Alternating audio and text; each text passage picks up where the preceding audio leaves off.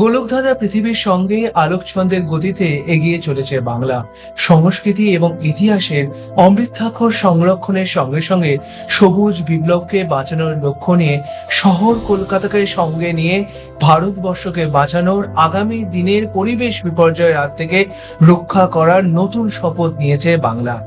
বিশ্বের মানচিত্রে বিশ্ব পরিবেশ সংস্থা এবং বিশ্ব আবহাওয়া সংস্থার আগাম সতর্ক বার্তা এল নিনো এফেক্টের থেকে রক্ষা করার নতুন কারিগরি হিসেবে পথ দেখাবে এই বাংলা। বিশ্ব পরিবেশ দিবসে সবুজ বিপ্লবকে বাঁচিয়ে আগামী দিনের সংকল্প, সবুজ সংকল্পে সবুজ বাংলা।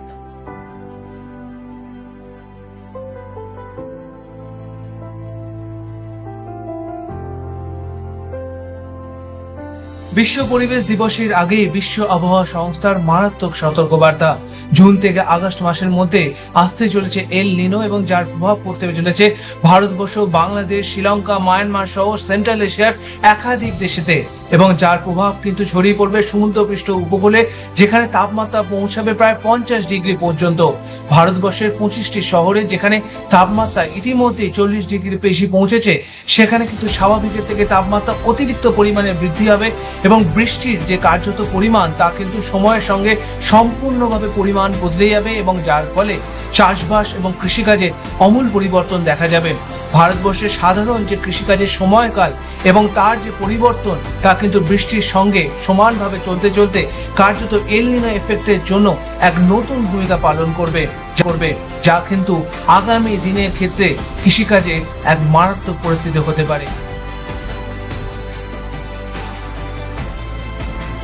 জনসংখ্যার জনবিস্ফোরণের সঙ্গে লড়াই করতে করতে আমরা হারিয়ে ফেলছি আমাদের জলাভূমিকে, আমরা হারিয়ে ফেলছি আমাদের সুন্দরবনকে, আমরা হারিয়ে ফেলছি আমাদের সবুজায়নে ভরা শহরটাকে, আমরা কেটে ফেলছি একাধিক গাছ, তৈরি করব ইমারত বলে।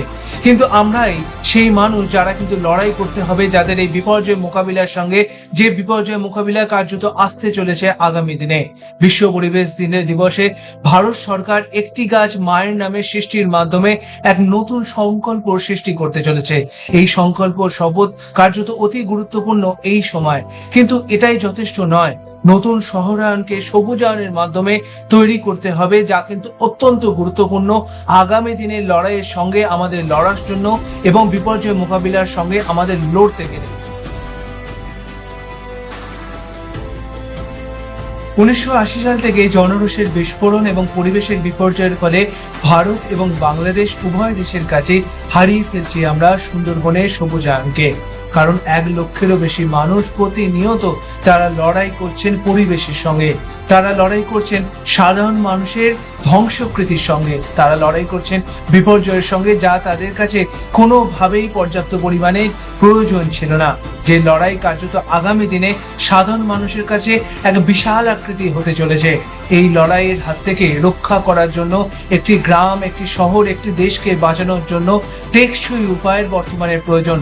টেকসই উপায় বা সাস্টেনেবল সলিউশনের জন্য 193টি দেশ নতুন পথ অবসরণ করছে, যে পথের মাধ্যমে তারা সৌরশক্তি, বায়ু শক্তি এবং চিরাচরিত যে শক্তিগুলি আমরা সঞ্চয় করে আগামী দিনে দেশগুলিকে রক্ষা করতে পারি এবং যার মাধ্যমে কার্বন নিঃসরণকে রক্ষা করা যায়।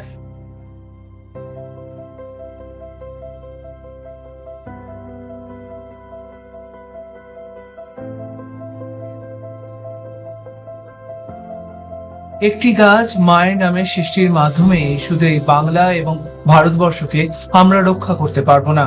এই বিশ্ব পরিবেশ দিবসে আমাদের শপথ নিতে হবে, আমরা শহর এবং শহরতলিকে নতুন ভাবে নগরায়ন তৈরি করতে হবে, যেখানে সবুজকে রক্ষা করার তাগিদ দিতে হবে এবং জলাভূমিকে কোনোভাবেই বিস্ফোরণ করা যাবে না। জলাভূমিকে রক্ষা করতে হবে, পুকুরকে রক্ষা করতে হবে, পুকুর বোঝা যাবে না এবং সেই ইমারত সেখানে তৈরি করা যাবে না যেখানে জলাভূমির যোগ্য।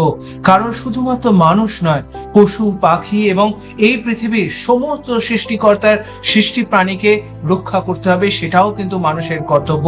সাধারণ মানুষের সঙ্গে সঙ্গে প্রকৃতিকে বাঁচিয়ে এই বাস্তুতন্ত্রকে বাঁচানোই আগামী দিনে প্রধান শপথ হয়ে ওঠা উচিত।